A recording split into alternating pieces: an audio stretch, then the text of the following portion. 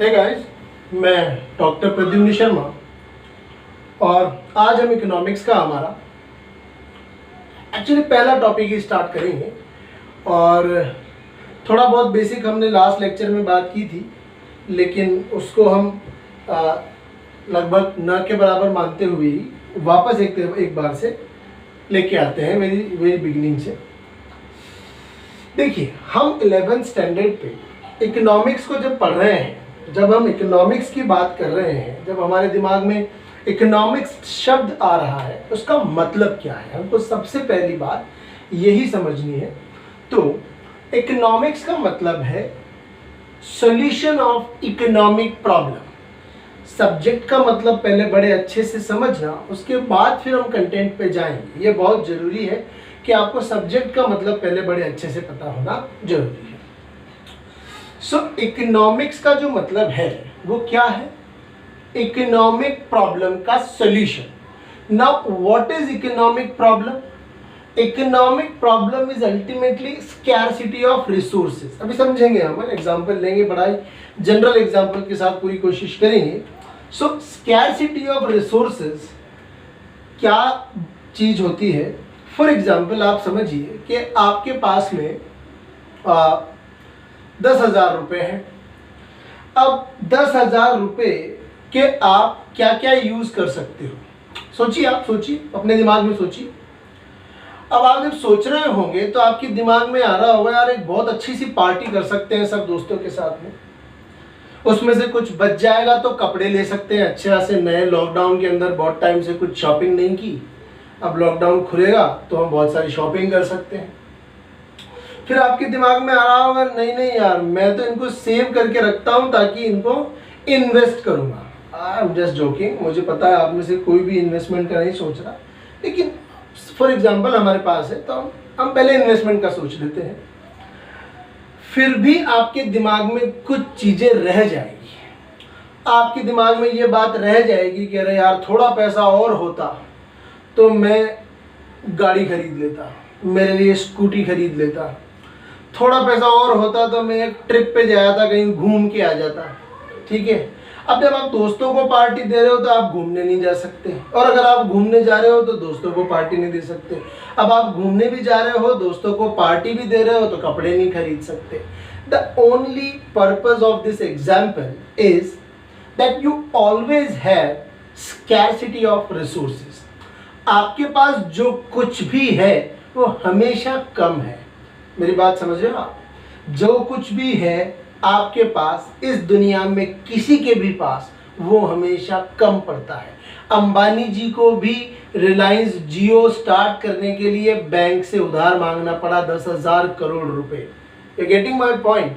कि इस देश का जो सबसे अमीर आदमी है, उसके पास भी जो था वो काफ़ी नहीं था उसकी इच्छा को पूरा करने के लिए। So human desires, human wants, human इच्छाएं हमेशा अनलिमिटेड होती है। क्या होती हैं? अनलिमिटेड होती हैं। उन अनलिमिटेड इच्छाओं को पूरा करने के लिए जो रिसोर्सेज हमारे पास होते हैं वो हमेशा लिमिटेड होते हैं, कम होते हैं, हमेशा थोड़े पड़ते हैं, कमी रही जाती है कभी ना कभी। ठीक है, सो ये जो रिसोर्सेज की कमी है, इसी को हम इकोनॉमिक प्रॉब्लम बोलते हैं। मैं अगर आपको क्यूमुलेटिवली बोल के बताऊं तो आप ये समझिए, scarcity of resources to fulfill the unlimited wants is known as universal problem or the economic problem. Now, what is the solution of this economic problem? ठीक है, सो हम सोल्यूशन पे जाएं उसके पहले इस इकोनॉमिक प्रॉब्लम से एक और प्रॉब्लम जनरेट होती है, वो मैं आपको समझाता हूं। अभी जो एग्जाम्पल मैंने आपको दिया, इससे ये तो आपको समझ में आ गया कि मेरे पास जितना है वो मेरी अनलिमिटेड वांट्स को पूरा करने के लिए कम पड़ेगा। कुछ तो ऐसा रह ही जाएगा जो मैं पूरा नहीं कर पाऊंगा। क्लियर है? लेकिन क्या आपने कभी इस बात पे गौर किया कि मेरे पास उसी 10,000 रुपये को यूज करने के कितने सारे ऑप्शंस थे? I can go to party, I can go for a trip, मैं कपड़े खरीद सकता था, मैं कहीं इन्वेस्टमेंट कर सकता था। अरे मैं तो मैं अपने पास बचा के रख लेता। मैं उसको खुद के पर्सनल कंजम्पशन में इस्तेमाल कर लेता, इनमें से मैं कुछ भी कर सकता था. So I always have one additional problem in my mind, that is problem of choice. You getting my point? अब इसी एग्जाम्पल को आप इस एक बिजनेसमैन पे लगा के देखिए. एक बिजनेसमैन का कहना है अंबानी जी का कि यार मेरे पास जो पैसा है वो मैं पेट्रोकेमिकल में लगाऊं, टेलीकम्युनिकेशन में लगाऊं, इंडस्ट्री में लगाऊं या फिर जियो में लगाऊं. मेरे पास जो है वो लिमिटेड है और मेरी डिजायर्स अनलिमिटेड है. तो अब उनको इन 5 में से चुनना पड़ेगा कि वो अपना पैसा कहाँ इन्वेस्ट करेंगे.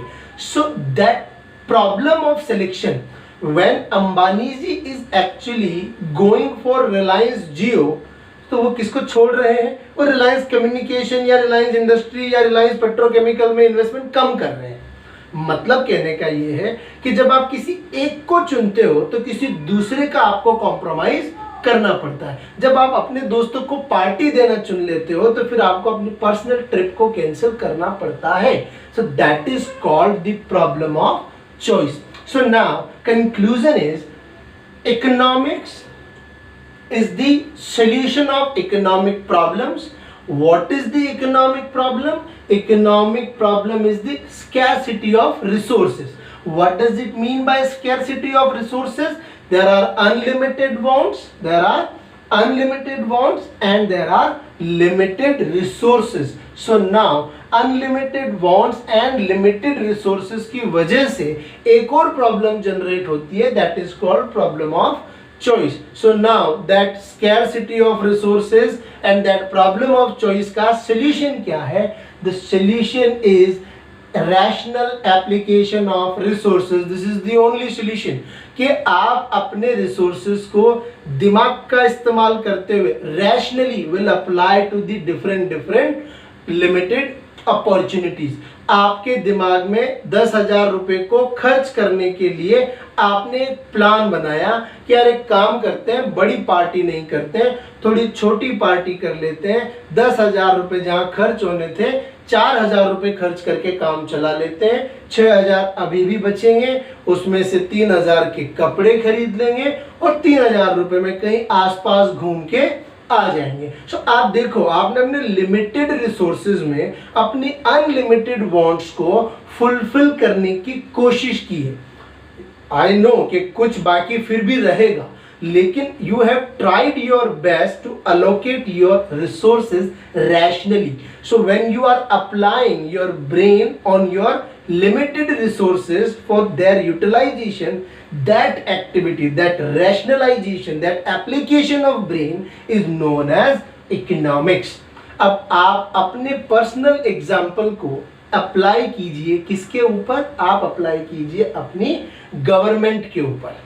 आप पूरी इकोनॉमी के बारे में सोच के देखिए, पूरी इकोनॉमी के बारे में आप दिमाग लगाइए कि गवर्नमेंट के पास भी बहुत सारा पैसा आता है टैक्स के नाम पे, और जब ये पैसा गवर्नमेंट के पास इकट्ठा हो जाता है तो गवर्नमेंट भी अपना ब्रेन अप्लाई करता है ये बताने के लिए कि इतना 1,000 करोड़ एजुकेशन को मिलेगा, इतना 1,000 करोड़ किसानों को मिलेगा, इतना 1,000 करोड़ रुपीस आपको इंडस्ट्री के लिए रखना होगा, इतना इंफ्रास्ट्रक्चर डेवलपमेंट के लिए लगाना होगा, इतना हेल्थ के लिए लगाना होगा, and on and on and on. There are so many bifurcations of the budget of the government. So याद रखिएगा, गवर्नमेंट जब इसको आपकी पूरी इकोनॉमी पे अप्लाई कर रही है, so that is called what? That is called economics. Clear है? So economics is applied on what? Economy. So please, economics and economy को एक ही शब्द मत मानिएगा. There is a huge difference between economics and economy. Economics is the procedure. Economics is all about rational application of resources, whereas economy is a place.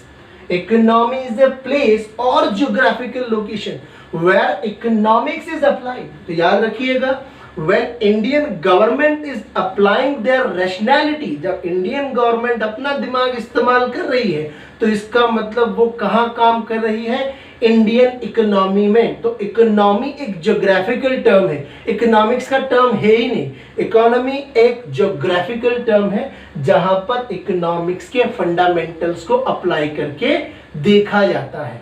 So I think this is clear. Economics is applied on economy. अब हम इधर आते हैं थोड़ा सा, तो देखो आप, इकोनॉमिक्स में be of two types. Economics may be of two types: microeconomics and macroeconomics. In your syllabus there is only microeconomics, but we will have a little introduction with the macroeconomics as well.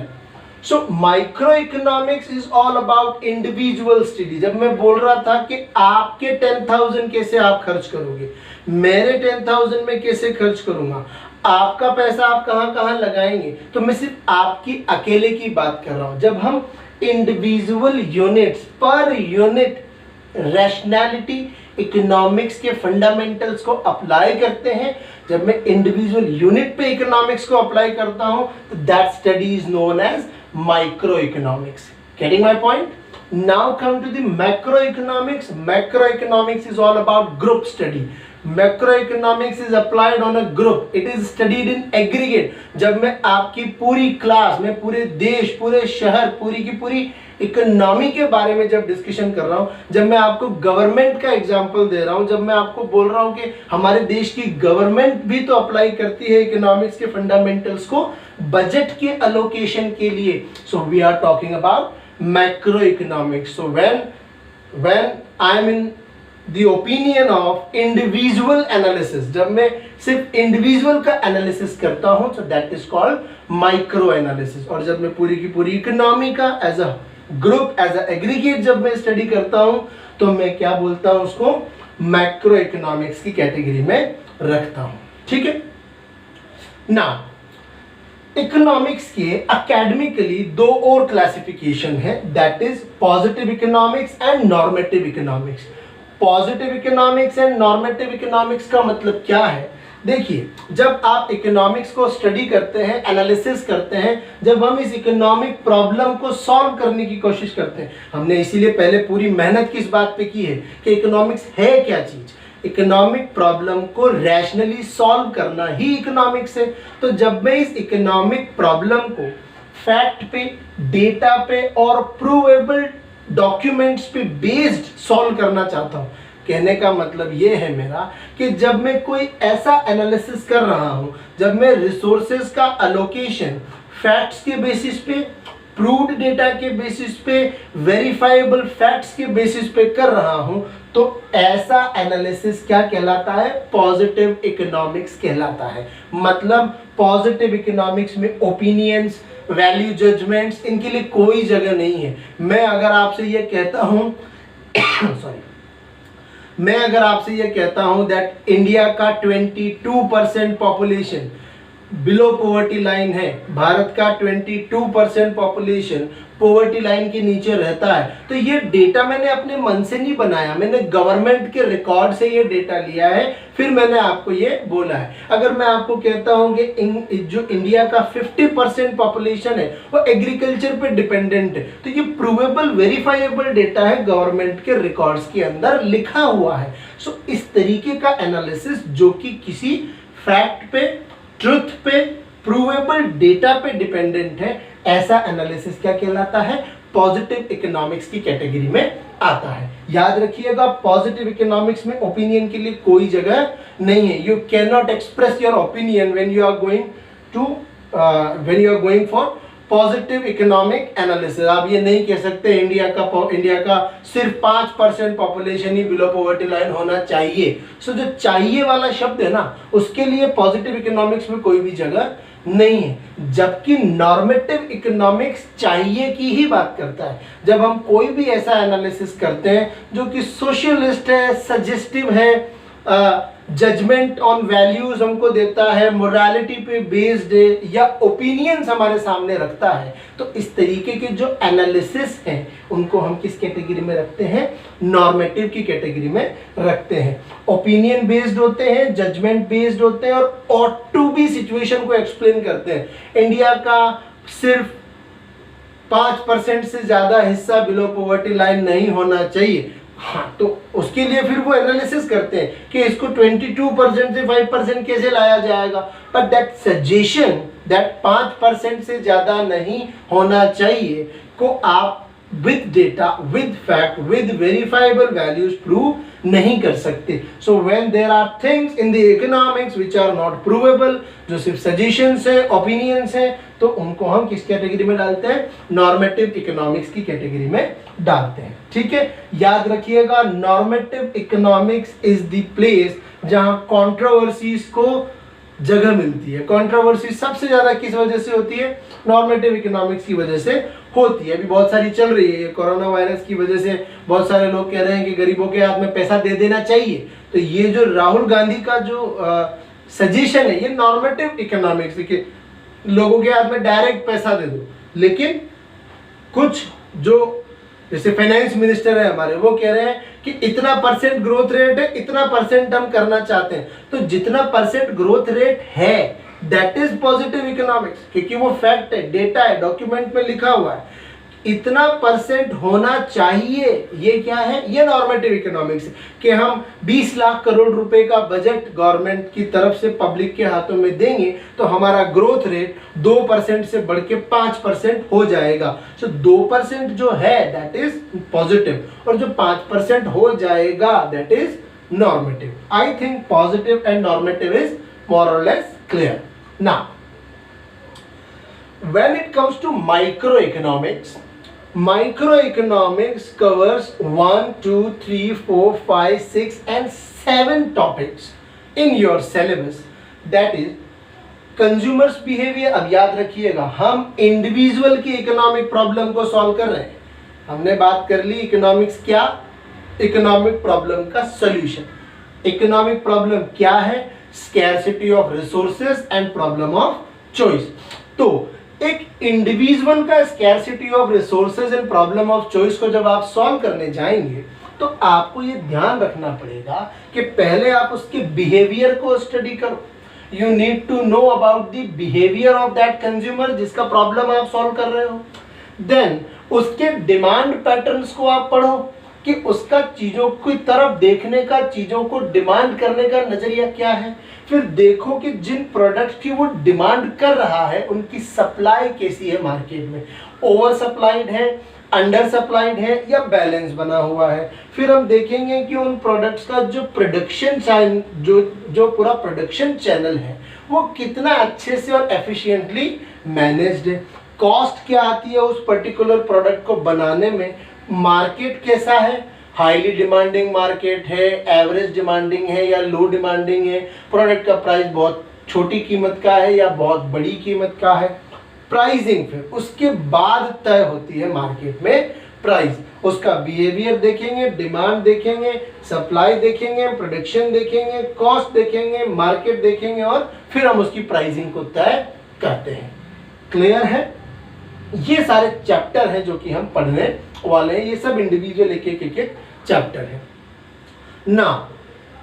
Micro economics के अंदर जब हम economic problem को solve करने जाएंगे individual की, तो हम उसकी इकोनॉमिक एक्टिविटी को ऑब्जर्व करेंगे। We will observe the economic activity within the economy. क्या है इकोनॉमिक एक्टिविटी? 3 शब्द हैं जिनको मिला के इकोनॉमिक एक्टिविटी बोला जाता है। इकोनॉमी में होने वाला प्रोडक्शन, इकोनॉमी में होने वाला कंजम्पशन और इकोनॉमी में होने वाला इन्वेस्टमेंट। जितना आप प्रोड्यूस करते हो उसके 2 हिस्से हो सकते हैं, या तो वो कोई कंज्यूम कर लेगा या फिर आप उसको कहीं इन्वेस्टमेंट कर दोगे। So production, consumption and investment economy में होने वाली ये तीनों एक्टिविटी। कोई होगा जो कि बिस्किट का पैकेट बना रहा होगा, प्रोडक्शन कैपेसिटी में काम कर रहा होगा, आप और मैं वो बिस्किट कंज्यूम कर रहे होंगे, खा रहे होंगे, और कुछ लोग होंगे जो उस बिस्किट की फैक्ट्री में पैसा इन्वेस्ट कर रहे होंगे। तो ये तीनों एक्टिविटी जहां होती है उसको हम इकोनॉमिक एक्टिविटी की कैटेगरी में डाल सकते हैं। So now on the basis of these economic activity, that economy जो कि हमने बोला था ज्योग्राफिकल लोकेशन है, that economy may be classified into the 3 categories. Economy may be of 3 types, 3 तरीके की इकोनॉमी हमारी हो सकती है। वो 3 तरीके की इकोनॉमी बेटा क्या है? पहला कंट्रोल्ड इकोनॉमी, ठीक है। कंट्रोल्ड इकोनॉमी का दूसरा नाम क्या है? Centrally planned economy. Controlled economy को क्या बोलते हैं हम? Centrally planned economy. और तीसरा उसी का नाम क्या है? Socialist economy. So controlled economy, centrally planned economy या फिर सोशलिस्ट इकोनॉमी, तीनों एक ही चीज के नाम है। ये 3 अलग अलग चीजें नहीं है, ध्यान रखिएगा। So now that controlled, centrally planned और सोशलिस्ट इकोनॉमी क्या चीज होती है? वहां पे जितनी भी ये PCI, मैं PCI बोल रहा हूं इनको शॉर्ट में, production, consumption and investment, an economy जहां पे PCI is controlled by government. Production, consumption और इन्वेस्टमेंट एक्टिविटी गवर्नमेंट के कंट्रोल में होगी। सरकार बोलेगी वही बनेगा, सरकार बोलेगी वही इन्वेस्टमेंट होगा, जो सरकार बोलेगी वही मार्केट में सेल किया जा सकता है। दूसरा, यहां जो कुछ भी अलाउ किया जाएगा, ये जो PCI अलाउ की जाएगी, ये अलाउ की जाएगी only and only with the purpose of social welfare. Motive ही क्या है? सोशल वेलफेयर होना चाहिए। भले ही बिजनेसमैन को नुकसान हो जाए, भले ही इकोनॉमी को नुकसान हो जाए, भले ही सोसाइटी को कोई भी भले ही जो बिजनेसमैन की जो सोसाइटी है उनको कितना ही लॉस हो, लेकिन जो जनरल पब्लिक की सोसाइटी है उनको कोई नुकसान नहीं होना चाहिए ना। प्राइसिंग अगेन कंट्रोल्ड होती है, प्रोडक्शन अगेन कंट्रोल्ड होता है, क्या बनेगा और क्या कीमत पे उसको बेचा जाएगा गवर्नमेंट तय करती है। ऐसी इकोनॉमी को हम क्या बोलते हैं? कंट्रोल्ड, सेंट्रली प्लान्ड और सोशलिस्ट इकोनॉमी। एग्जाम्पल क्या है? चाइना के अंदर एक टाइम तक सोशलिस्ट इकोनॉमी होती थी। एग्जैक्टली प्योर सोशलिस्ट इकोनॉमी आपको कहीं पे भी नहीं मिलेगी, कहीं भी नहीं है, एक भी जगह ऐसी नहीं है जहां की आपको पूरी सोशलिस्ट इकोनॉमी मिल जाए। But China is kind of economy जहां पे आपको सोशलिस्ट का रिजेम्बलेंस सबसे ज्यादा मिलेगा ना। दूसरी कैटेगरी है इकोनॉमी के अंदर फ्री और मार्केट और कैपिटलिस्ट इकोनॉमी। फ्री इकोनॉमी या फिर मार्केट इकोनॉमी या फिर कैपिटलिस्ट इकोनॉमी, तीनों ही नाम एक ही कैटेगरी की इकोनॉमी के हैं। एक ही इकोनॉमी की ये 3 सिनोनिम्स हैं, फ्री, मार्केट या फिर कैपिटलिस्ट। तो देखो क्या होती है ये? यहाँ पे सब कुछ मार्केट ड्रिवन होता है, गवर्नमेंट का कोई कंट्रोल नहीं है। मार्केट मतलब buyer and seller will decide everything. क्या बनाया जाएगा, क्या बेचा जाएगा, किस कीमत पे बेचा जाएगा, it will decided by the buyer and the sellers in the market. Government will not interfere, उनका कोई रोल नहीं होता है इस इकोनॉमी के अंदर। सो मार्केट ड्रिवन होती है।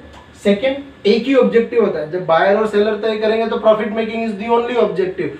सोसाइटी को कोई भी नुकसान हो, कितना ही एनवायरमेंटल लॉस हो, कितना ही पोल्यूशन फैले, उससे कोई मतलब नहीं है। इनका ऑब्जेक्टिव सिर्फ क्या है? प्रॉफिट होना चाहिए। Profit making is the only objective. Now free production होता है, मतलब फ्री प्रोडक्शन का मतलब क्या होता है? फ्री का मतलब ऐसा नहीं मुफ्त में प्रोडक्शन होता है। फ्री प्रोडक्शन मतलब गवर्नमेंट का प्रोडक्शन पे कोई कंट्रोल नहीं होता है, free from government control. Pricing also free from government control. Market will decide the price. Demand and supply forces will decide the price. ठीक है? Example क्या है? United States of America. Again, United States of America is not a 100% capitalist economy, but हाँ, उनका जो काम करने का तरीका है, इकोनॉमी को चलाने का जो तरीका है, वो कैपिटलिस्ट है कंपैरेटिवली ज़्यादा। आपने अभी कोरोना के टाइम पे भी नोटिस किया होगा, लोगों की भले ही वहाँ डेथ हो रही थी, लेकिन उन्होंने अपनी इकोनॉमी को लॉकडाउन नहीं किया। ठीक है? सो उनके लिए इकोनॉमी फर्स्ट है, प्रॉफिट मेकिंग जो है प्रायोरिटी पे आता है। Third category is the mixture, जो कि आज की डेट पे मेजॉरिटी जगहों पर मिलता है। मिक्स इकोनॉमी का मतलब क्या है? Free but regulated. मार्केट को खुला छोड़ रखा है, लेकिन थोड़ा बहुत रेगुलेशन वो उसके ऊपर अप्लाई करते हैं। कहने का मतलब क्या है? गवर्नमेंट चीजों को मॉनिटर करती है, कंट्रोल नहीं करती। प्राइस मार्केट तय करता है, buyers and sellers, demand and supply के जो फोर्सेस होते हैं उनसे बाजार का रेट तय होता है। लेकिन याद रखिएगा, मार्केट जब इसको तय कर रहा होता है, जब बाजार इसको तय कर रहा होता है, तो गवर्नमेंट उसके ऊपर नजर रखती है कि कहीं कुछ अनफेयर तो नहीं हो रहा। प्रॉफिट मेकिंग भी ऑब्जेक्टिव होता है, साथ में सोशल वेलफेयर भी होता है। इंडिया को आप देख लीजिए, हमने लॉकडाउन किया लेकिन अब थोड़ा थोड़ा खोल रहे हैं। हम यही कह रहे हैं, हमारे जो प्राइम मिनिस्टर हैं उन्होंने भी एक ही बात बोली है कि जिंदा रहना जरूरी है लेकिन कमाना भी जरूरी है, इकोनॉमी को चलाना भी जरूरी है। तो हम प्रॉफिट भी कमा रहे हैं और सोशल वेलफेयर की तरफ भी ध्यान होता है। बैलेंस दोनों का बना के हमेशा मिक्स्ड इकोनॉमी चलती है। Free but regulated production, again government का प्रोडक्शन कैपेसिटी इस पर कोई कंट्रोल नहीं होता। गवर्नमेंट कहती है आपको जो बनाना है आप बनाओ, हम आपको नहीं रोकेंगे, लेकिन क्या करेंगे, मॉनिटर करेंगे। आप कुछ गड़बड़ कर रहे हो, अननेसेसरी होर्डिंग कर रहे हो, अपने पास गोडाउन में माल भर के रख रहे हो, तो फिर उसको हम रोकते हैं। Free but regulated pricing, again बात हम कर ही चुके हैं कि जो मार्केट है उसको बाजार भाव तय करने का परमिशन होता है।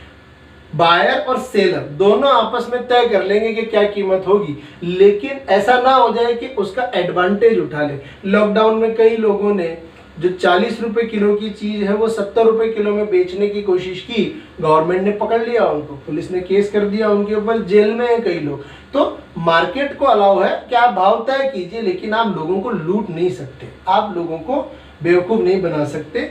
ठीक है, एग्जाम्पल क्या है, India is the example for the free economy. So guys, this is the introductory portion जिससे कि हम इकोनॉमिक्स में अंदर जाएंगे। ठीक है, अब आप यहाँ समरी इसकी समझिए, क्या कहना चाह रहे हैं। हमारा आज का जो मोटिव था वो ये था कि इकोनॉमिक्स क्या बला है, चीज क्या है। तो हमने ये समझ लिया कि हर जगह एक कॉमन प्रॉब्लम है, वो है इकोनॉमिक प्रॉब्लम। वो क्या है, रिसोर्सेज कम है और वांट्स अनलिमिटेड है। उन अनलिमिटेड वांट्स को जब हम पूरा करने जाते हैं तो प्रॉब्लम ऑफ चॉइस आ जाती है, क्योंकि रिसोर्सेज के ऑल्टरनेटिव यूजेस होते हैं। एक ही चीज एक से ज्यादा जगह इस्तेमाल हो सकती है, तो हम तय नहीं कर पाते कि कहाँ इसको इस्तेमाल किया जाए। जब हम इस प्रॉब्लम को सॉल्व करते हैं और हमारे ब्रेन को अप्लाई करते हैं, जब रैशनैलिटी को अप्लाई करते हैं इस प्रॉब्लम को सॉल्व करने के लिए, तो that application of rationality is known as economics.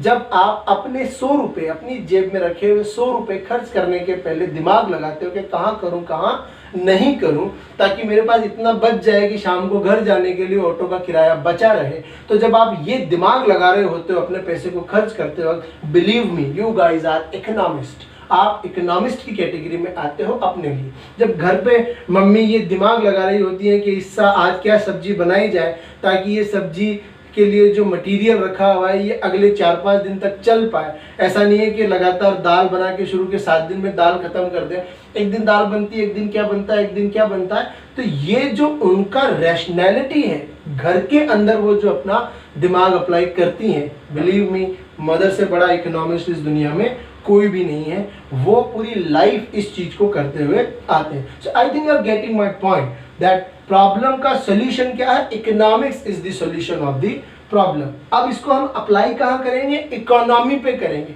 Mummy अपने इकोनॉमिक्स के कंसेप्ट जो ममा है वो कहाँ अप्लाई कर रही हैं, घर पे। तो उनकी इकोनॉमी क्या हो गई, घर उनकी इकोनॉमी होती है। इसी तरीके से जब पूरा कंट्री, जैसे इंडिया के फाइनेंस मिनिस्टर जब इन कॉन्सेप्ट्स को इंडियन इकोनॉमी पे अप्लाई करते हैं तो वो इकोनॉमी उनके लिए क्या हो गई, इंडिया हो गई। ज्योग्राफिकल लोकेशन को हम इकोनॉमी बोलते हैं। फिर इकोनॉमी हमने 3 कैटेगरी की अभी समझी है, कंट्रोल्ड हो सकती है, फ्री हो सकती है, मिक्स हो सकती है। सिर्फ सोशल वेलफेयर, सिर्फ प्रॉफिट और दोनों का मिक्सचर। इसके बाद हमने पॉजिटिव नॉर्मेटिव की बात की थी। जो फैक्ट पे बेस्ड है, डेटा पे बेस्ड है, वो पॉजिटिव है, और जो सिर्फ ओपिनियन है, ज्ञान है, ऐसा होना चाहिए वाली बातें जो है वो सब क्या है, नॉर्मेटिव है। अब अगर आपको घर पे कोई कुछ भी कहे, आज पापा कहेंगे बेटा तुम्हें पढ़ाई करनी चाहिए, तो पापा को कहना पापा आप तो नॉर्मेटिव इकोनॉमिस्ट हो। ठीक है, मामा जब कहती है कि सब्जी अच्छी बनी है तो ये फैक्ट है, बनी है अच्छी, तो दैट इज पॉजिटिव इकोनॉमिक्स। आज घर पे अप्लाई करके देखना, मजा आएगा आपको। ठीक है, इकोनॉमिक एक्टिविटी में पीसीआई आता है, प्रोडक्शन, कंजम्पशन एंड इन्वेस्टमेंट। हमने चैप्टर्स के नाम देख लिए, हमने समझ लिया जब इंडिविजुअल की बात करेंगे तो माइक्रो है, और जब हम पूरे ग्रुप की, एग्रीगेट की, टोटल की बात करेंगे तो मैक्रो है। आज के लिए इतना ही करते हैं। Thank you very much. आपको इसमें कोई भी डाउट हो, कोई भी चीज ना समझ में आए, आप मेरे को ग्रुप पे मैसेज करके पूछ सकते हैं। मैं doctor Pradyumna Sharma, next lecture में अपन मिलते हैं। Bye bye.